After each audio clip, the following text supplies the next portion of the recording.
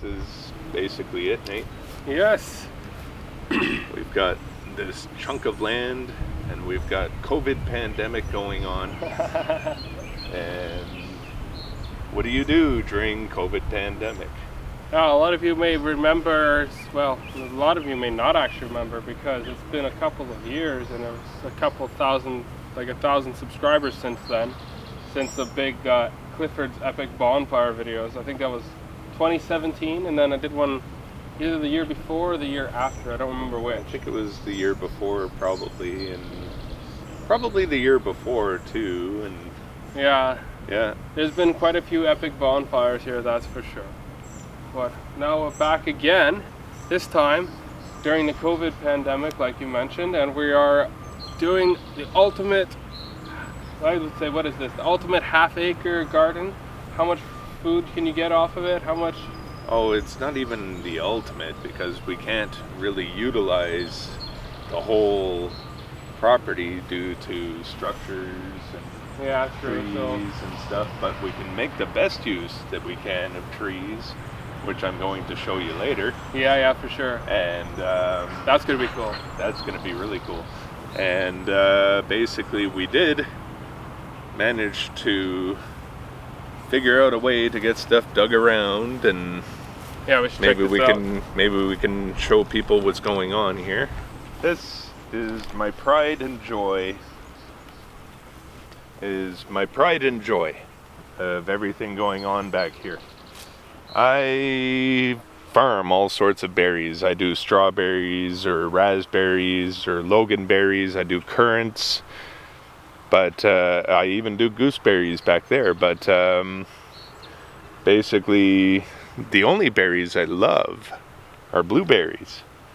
And I started off with 5 bushes here. Somehow one got lost, but basically I ended up with 4 bushes left. And I pick about 6 to 8 pounds of blueberries off of this last year, these 4 bushes.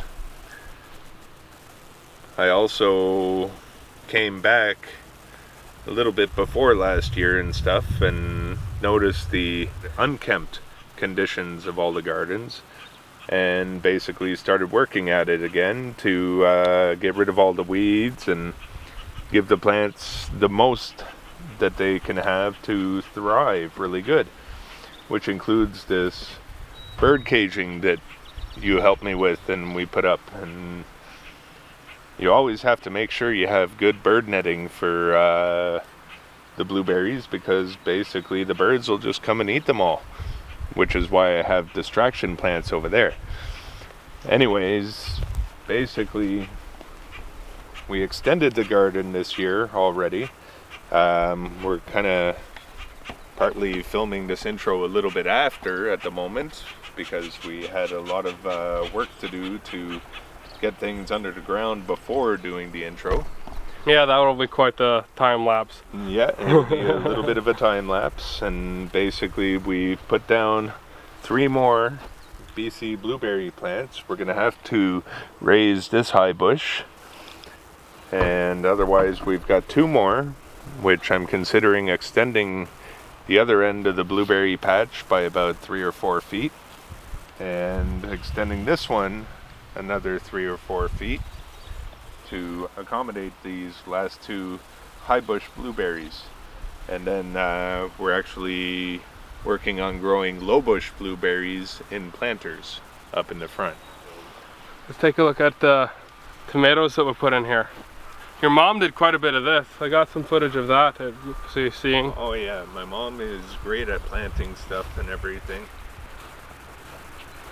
As long as she doesn't have to get up and get down too much, she really enjoys that aspect. And what was it? We had 38 plants? 13, 14, 15, 16, 17, 18, 19, 20, 21, 22, 23, 24, 25, 26, 27, 28, 29, 30, 31, 32, 33, and 34. And we still need like 70 tomato cages. Little bit of a big chunk to bite, but I think we actually did pretty good at what we've accomplished so far, and we still have a little bit of time to get the rest of everything into the ground, so that should be pretty nice. What have we got up here? We spent quite a bit of time on this one. Oh yes, well Yep. That's the Asparagus Patch. The main changes that happened to it this year so far, and unfortunately this was before you came back, was digging up the edges, getting the bricks underground, and basically surrounding it again. With the bricks we put in lifetime guarantee paper that won't allow weeds to grow through it or anything else. And then after weeding the garden a couple of times, because the weeds just keep coming up, we put about 4 inches or so of peat moss on top of it, and we started putting sand on top of that. The sand, my theory, is basically we won't have so many weeds trying to grow in sand, because generally they don't like to grow in sand, but they will if they have to. But basically it also acts as kind of a filter to run the water straight down, because the water doesn't soak into the sand, it just sinks right below the sand and goes into the peat and into the ground. And basically the reason asparagus is so abundant in the immediate spring is because of the fact that the ground is so waterlogged. So in putting that hose over the sand, over the peat, and into the ground, basically that allows for the water to immediately seep underneath and stay waterlogged. And so with my hopes of extending the season of the asparagus garden at least by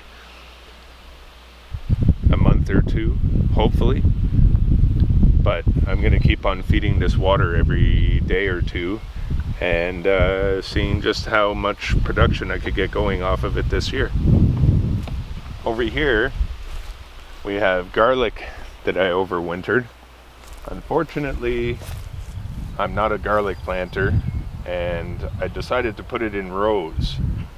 It was freshly tilled, we made the rows, we put the garlic in, and what happened?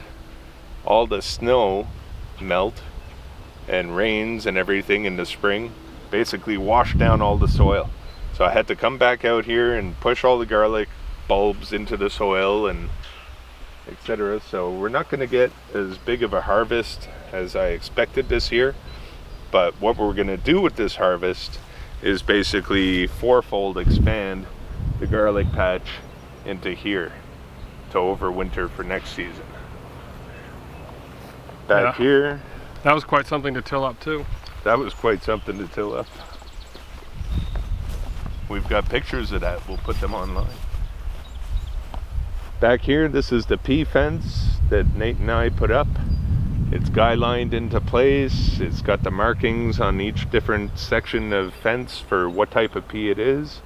We have a weeper hose set up down below, and the peas are planted about 10 or so centimeters apart on the north side only for now. And once they start poking their heads up, then we're going to plant the south side of the fence to give both sides a competing edge in trying to climb up. So here we've got the early perfection peas. Over here, these were snow peas of some sort, mammoth melting snow peas. And over here we've got the snap peas, which are sugar lace too. And up in this section, it's actually a really good view of the garlic from this side. Up in this section, basically we're going to plant radishes or something anyways that we could figure out that's quick growing, that won't have too much of a negative interaction with peas. We dug up the main garden with a tractor with a disc and a harrow on it. And then my neighbor in the back came and did it with his big tiller on the back of his tractor. And then to finish it off, because it's hard to get around here with a tractor, Nate, yours truly, turned around and took that little beast of a yard machine's tiller, self-propelled, and basically redid the road diagonally a couple of times. So this is actually kind of dug up. A little bit of cleanup to do still and whatnot, but basically this is going to be ready for planting all of the full sun peppers soon. And the rest of the peppers, we're going to make use of that tree. They haven't seen the peppers yet though. No, they haven't seen the peppers, but we're going to show them that. So I get a lot of donated wood. I love to do bonfires, and I get a lot of donated wood. If you happen to be in the area and are looking to get rid of wood, let me know. This is the bonfire pit. The famed bonfire pit. Oh my God, the fires we've had in this. And oh, there's going to be a lot more fires going on in this. So bringing us to our next section, basically we've been trying to clean up and fix up inside the shed a little bit, which will be an ongoing process in many following videos, I'm sure.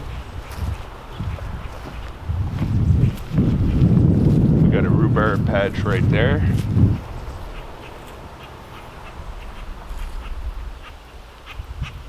Yeah, that cleaned up pretty nicely. Yeah, you cleaned it up real good. I love the whippersnipper work you do. Needs carpet. So, this is kind of the next section. Basically, part of the theme of our video, of course, is COVID and COVID-19 related, and what do? A lot of people can't work, and basically a lot of people need food and whatnot, so I was like, well, gardening and come and camp out. You can't socially distance much better than this. So I explained to Nate my concept. He should grab a tent and grab a shower and be able to do his thing outside while socially distancing from my 80-year-old parents and stuff. And basically this is what we came up with. This is also nice and shielded underneath this canopy of a tree, and so basically it stays nice and cool most of the afternoon, but still a little bit moist. And this brings us to the use of this murder tree, because this is Manitoba maple. This spreads like a weed everywhere. And so what do you use this for?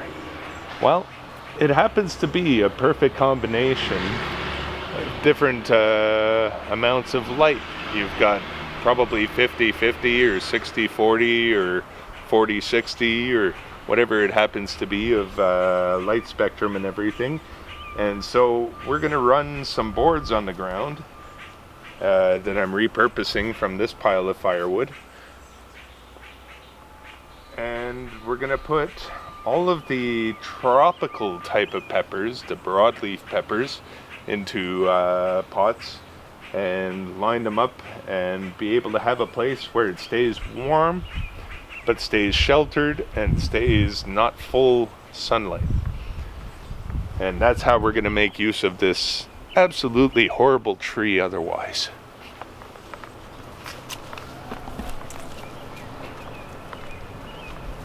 Nate's storage tent that he originally had here years ago. So around the property, obviously you're going to see rows of hoses and stuff. I can't imagine ever having enough hose. I try to run hose around to the front, around to the back. I have two separate type of spigots on the house. I've got one that's well water right there, direct well water, and everything in the house is otherwise iron clear, sulfur clear, softened and everything, and basically you don't necessarily want to use that on your plants. To get hose from the back of the house to the front of the house is a bit of a task, and so I can always use extra hose. But we irrigate everything around the house. I seem to have a pretty good well, actually. It just seems to continue to work. Over here, this is kind of a full sun area. And at the moment we're trying out some regrown celery here. This is my chive patch that keeps coming back. We've got rows of stuff planted in here, but right now a couple of lettuces came back from last year that went to seed. We've got some new romaine lettuce coming up there. I don't see any Spanish onions yet. And we've got some carrot sprouts coming up here. There might be some intermixed beetroots and whatnot. Over here we've got red cabbage, we've got Brussels sprouts. Again, various seeds planted all throughout that are just starting to pop through the ground. Those are radishes. We got footage of you planting this with your mom. Yes. And this is what we planted, what, maybe a week and a half ago? Something like that. Something week and a half, like 2 weeks, that. yeah. So we've got radishes that are already coming up. We've got beets that are coming up. We've got red onion that's coming up. We've got 2 different types of carrot types coming up. And we've got Southport White Globe spring onions coming up there. And they all seem to be doing pretty good.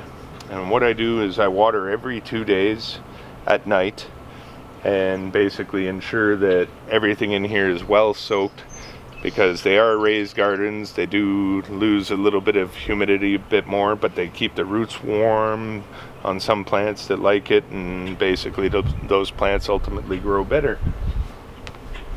Over here we have a selection of different peppers that I started sprouting in about February.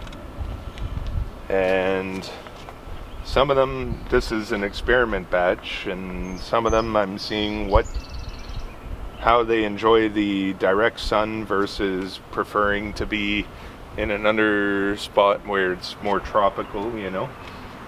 And so far I think most of them are doing okay. Yahi ayuyo.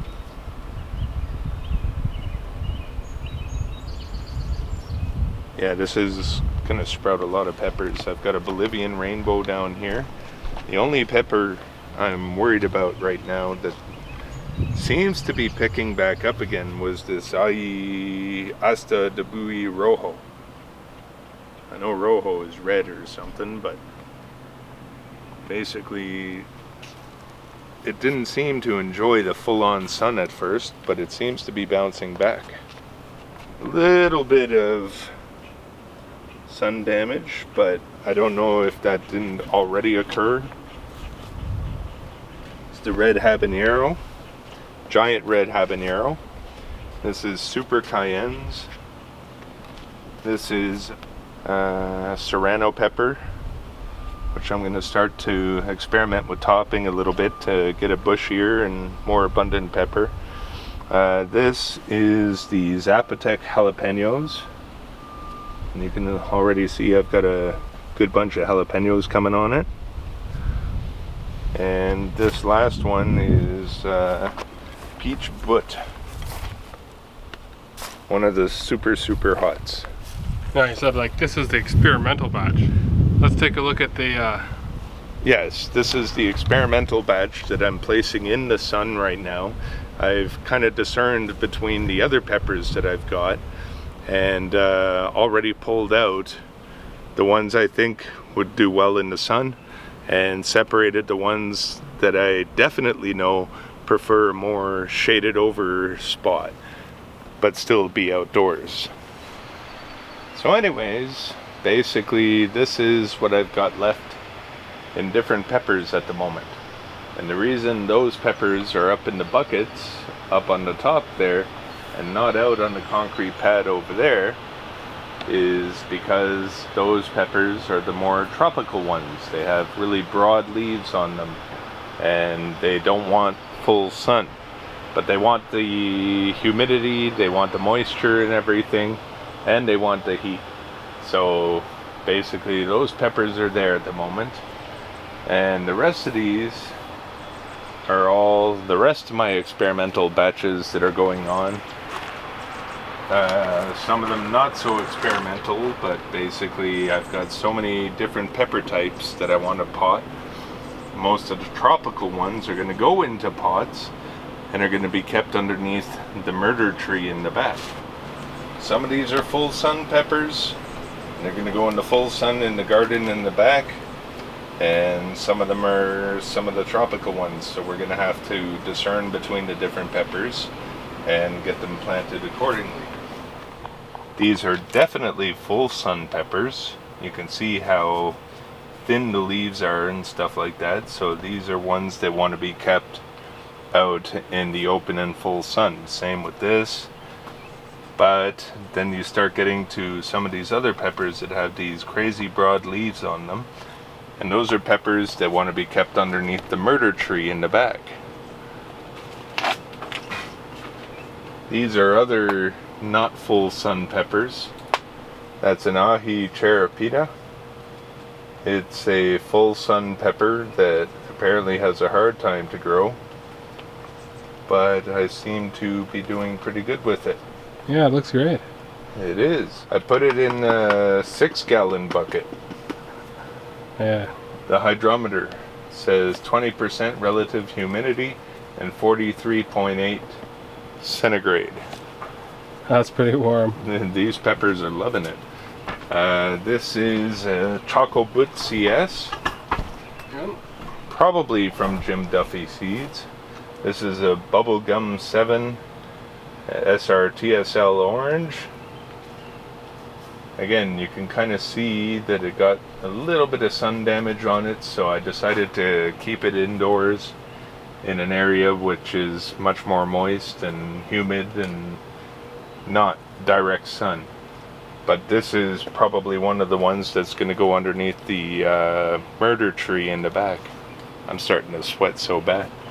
Yeah, the camera's not going to survive long in here. This is a giant orange habanero. We've got ghostly jalapeno there, which is a mix between ghost peppers and jalapenos. We've got 7-pot brain strain going right there. We have yellow scorpions going right here. And this is a smorgasbord of different peppers that I've got going. A lot of them are full sun peppers that basically we're going to put out in the back, and we should get a lot of good production on them. And that last pepper over there is a death spiral, and it really did not seem to enjoy the sun. So I moved it just inside the door here. I thought it might have had some sort of a fungal or virus of some sort and everything, but I've kept it separate from everything else, and the pepper really seems to be doing a hell of a lot better. Nate, I would love to share with you all the different pictures that were going on with all this, from the growing stage when I was germinating the seeds and everything in 2-ounce cups with a lid on top of each one and everything. So I definitely know what peppers are there, but unfortunately we weren't in communication with each other for some reason at the time. And this equally makes me excessively happy that you're back. And not only am I showing all the different peppers that I've got going and everything else, but down the road we're going to make some videos about making kombucha, making naturally flavored kombucha anyways, from the blueberries and everything in the back, and different times and everything that I'm growing. And I'm happy you're back, Nate. I'm really happy you're back.